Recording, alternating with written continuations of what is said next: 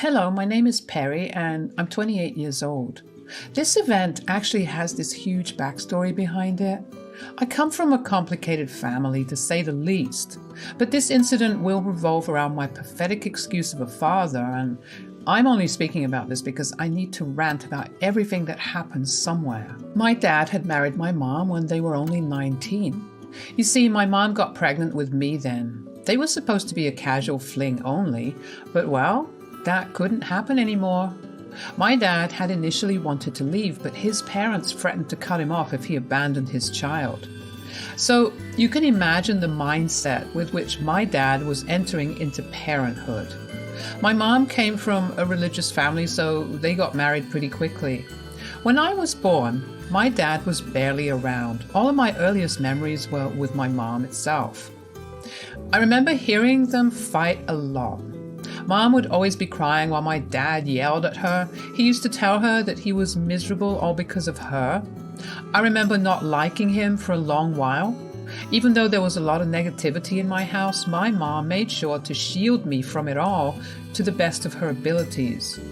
My mom was diagnosed with late-stage cancer when I was 6, and she was gone within a year. Of course, I was devastated. I would cry and scream for her, and that only seemed to get my dad even angrier.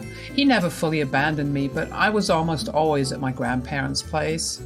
A year after my mom passed away, Dad got married to my stepmom, Stacy. Stacy had 3 children of her own. Around the same time, Dad's business had started to take off. He was making enough money to buy a mansion-sized house for all of us to live in. But all of that meant nothing much to me because it was all just hell. Stacy hated me. She actively tried to make my life hell. She always insisted that I call her mom, even though I told her that she was never going to be my mom. Dad also took her side, and I was often grounded for weeks because I refused to call her mom. I remember one time Dad and Stacy cornered me when I was 13 years old and asked me to let Stacy adopt me. Perry, we have something important to discuss with you. I want to adopt you as my child too. No, I told you, you're not my mom, and you won't ever be. I do not remember saying that I'm asking you.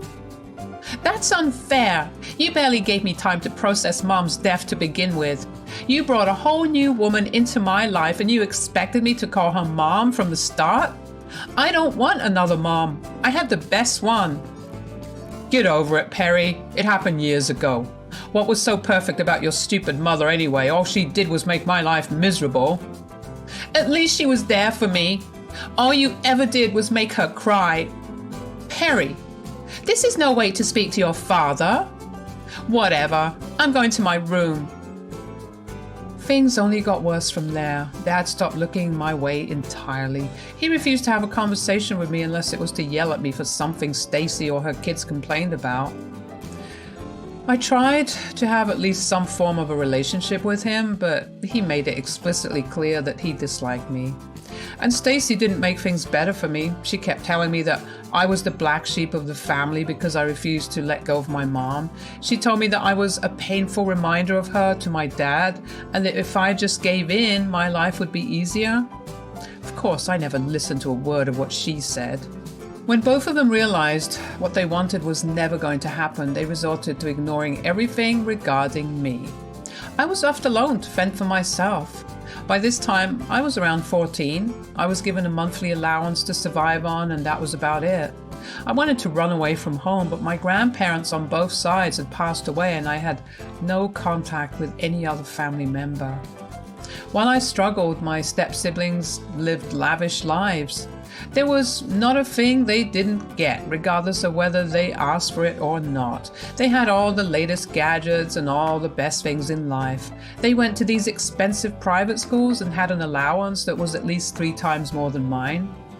This only made me angrier because these kids were younger than me. What had I done that was so wrong? I was still my father's daughter. I tried to talk to him about it, but he wouldn't even engage me. He would walk past me like I didn't exist. Meanwhile, Stacy would smirk at me and offer fake sympathy. When I turned 16, my monthly allowance stopped. I was told to get a job and sustain myself that way. Of course, I was exhausted every single day. Juggling school and work was tiring, but no one really cared. The only solace I had was my best friend and the thought that once I turned 18, I would have access to the trust fund my mom set up for me. My mom came from a pretty wealthy family. As soon as she found out she was pregnant, she set up a trust fund in my name. When my grandparents passed away, my inheritance was put into the trust fund. Would I have liked the money at that point itself? Yeah, but life was not going to be easy that way. I think my breaking point was when I was 17. I had already been supporting myself because my dad spent everything he earned on his stepkids. I had begun to find money missing from my wallet. Initially, it was only small amounts, but then it started to get bigger. Of course, I freaked out, but I couldn't really point fingers at anyone because I had no proof of anything. Of course, I didn't rule out the possibility that I was misplacing my money.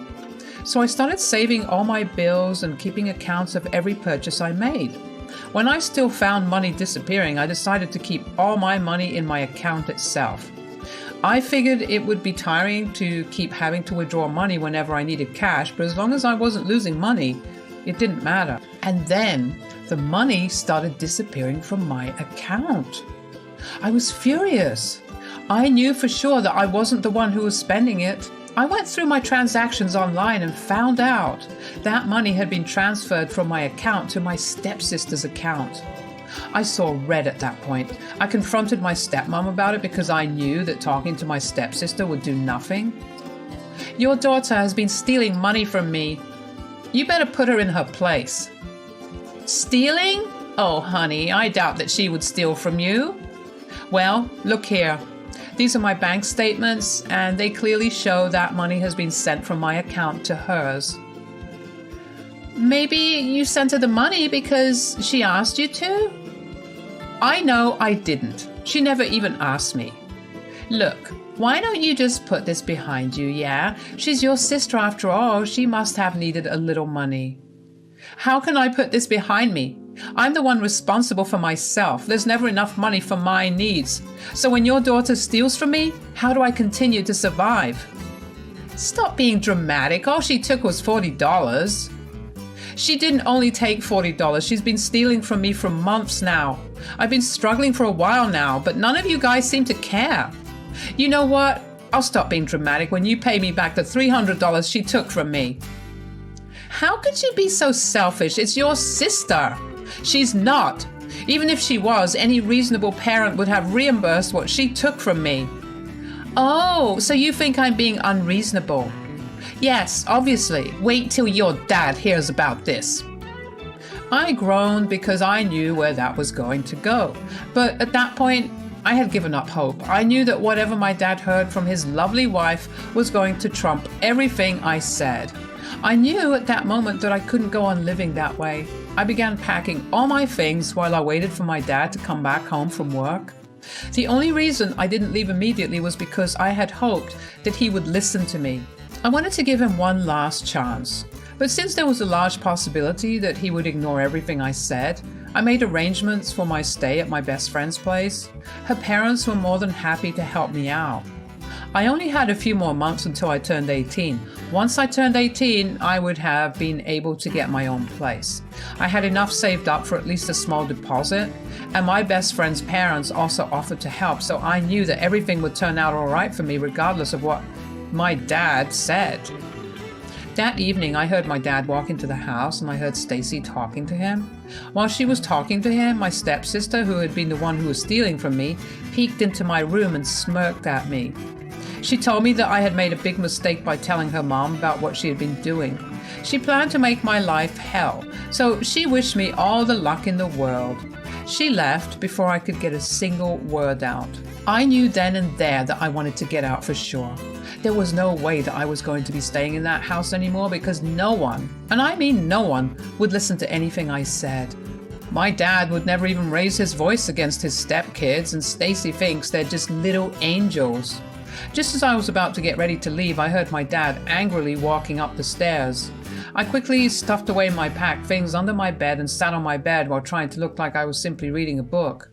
My heart raced with anxiety as I waited for my dad to come in and start yelling at me. You called your mom unreasonable, Perry? That is beyond disrespectful. Did she tell you why I called her unreasonable? Just because one of your sisters took some money from you isn't a good enough reason. She didn't take money from me. She stole it from me. Oh, wow. So first you're disrespectful to your mom, and now you're just outright lying to me. I'm not lying. I have proof. I don't care.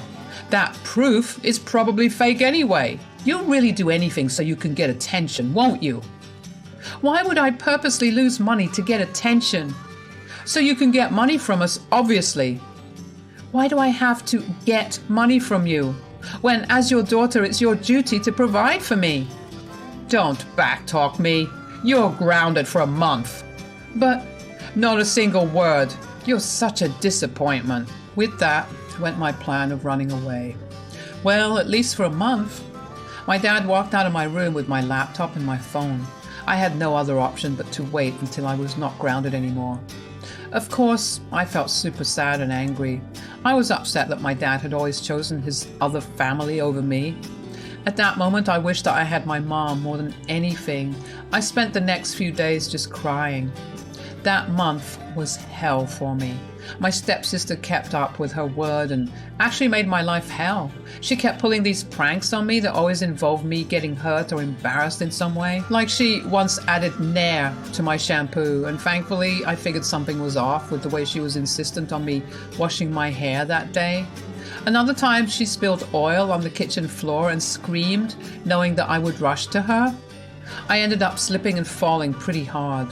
She never got scolded because they were always just pranks. If anything, that got laughs from my dad and Stacy. They always applauded her for her genius pranks. By the end of the month, I was so ready to leave the place behind me. I couldn't even call that place home because I only ever felt uncomfortable there. On the day that I got my phone and laptop back, I waited until everyone in the house fell asleep to text my best friend. She came and picked me up. I managed to sneak out of the house without making a single sound, and in that moment, I had never felt freer and more excited for the future. From then on, my life only took a turn for the better. My best friend's parents gave me a room in their house and treated me like I was their own child. My money was mine to keep because they took care of my every need. I was truly blessed to have such kind people in my life. As soon as I turned 18, I was given access to the trust fund my mom had set up for me. It had more than enough money to get me through college and take care of me for a little while after I graduated as well. I got into my dream college and I moved states to attend it. I was a stellar student and I worked on the side too. I knew that I had more than enough money to live well, but I didn't want to solely depend on the trust fund. I worked at a local coffee shop to live well. I was able to rent a small apartment and I finally felt free and alive. I barely heard anything from my dad. I got one text from him asking me where I was the morning after I left. I simply told him I was safe and that was the end of all conversation between him and me. Yeah, it hurt like crazy that he never bothered to check on how I was doing. I still followed him on social media and I saw pictures of all the places he and his family went to every other month or so. For a while, I even wondered if I was the one who had been holding them back for so long. Was I the one making them unhappy? But then, the more I thought about it, the more I realized how messed up it was that my dad blatantly ignored me constantly. It was messed up how he would treat his family better than me while I lived with him. I knew I couldn't stay silent like that for too long. I knew that I wanted to get back at him in whatever little way I could. I got a bunch of my friends to leave negative reviews on my dad's products on every site possible. My dad worked as an app developer and in general with data development. I knew just how important reviews were for his business. Anyway, over my college years, I managed to make a lot of friends and acquaintances. Each one of them negatively rated my dad's stuff for a while using different accounts. Eventually, though, I forgot about it. I guess I felt like I had done enough damage as it was. Not to mention, I wasn't seeing any actual results and it felt like I was just hating into a void, so I let it go. About 6 years after I moved out, I was in a much better place. I had a well-paying job after graduating from university with honors. I was able to rent a better place and even managed to get myself into a good relationship. I was living a great life. And then my dad turned up at my door. It was a regular weekend when I heard a knock at the door. I went to check the security camera and I was shocked to see my dad standing there waiting to be buzzed in. I contemplated letting him in. On one hand, I wanted nothing to do with him any longer. On the other hand, I was way too curious to find out why he suddenly wanted to meet. I decided to let him in. "Hey, honey." "Honey? What's with this sudden sweetness?" "Sudden? I've always been this way with you." "Oh, just cut it out already." "Why are you always so mean? This is why I could never bond with you." "You can't be serious. You went 5 years without talking to me because I'm mean? If that's what you've come to talk to me about, you can leave." No, that's not it. I needed to talk to you about something really important." "Well, what is it?" "I see that you're living a very good life now. Is it all your mother's money?" "Why? Do you only think I'm capable of being successful because of my mom's money?" "Well, no, but I'm just wondering." "At least I had one parent that cared about me." "Oh, don't be like that, Perry." "Just tell me what you came here to tell me. The more I listen to you talk, the angrier I get."